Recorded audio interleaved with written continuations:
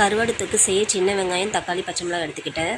கடாயில் எண்ணெய் ஊற்றிக்கிட்டு கடுகு தாளித்து, கடுகு பொரிஞ்சதை பச்சை மிளகாய், வெங்காயம் எல்லாம் போட்டு வதக்கிட்டு, அதோட கூடவே தக்காளி சேர்த்து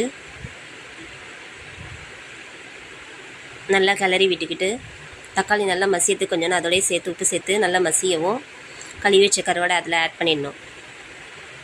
ஆட் பண்ணி அதையும் நல்லா கிளறி விட்டு நல்லா வேக விட்டு அதோட 3 ஸ்பூன் மிளகாத்தூள் போட்டு நல்லா கிளறி விட்டுக்கிட்டு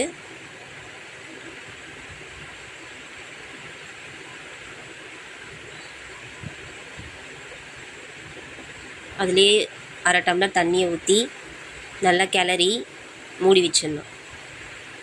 மூடி வச்சு திறந்து பார்க்கவும் இந்தமாரி எண்ணெய் பிரிஞ்சு நல்லா தண்ணி சுண்டி இருக்கும். எனக்கு கொஞ்சம் எண்ணெய் பற்றினா அதனால் எண்ணெய் சேர்த்துக்கிட்டேன். நல்லா எண்ணெய் சுருண்டு வர வரையும் வேக விடணும். கருவாடு தொக்கு ரெடி.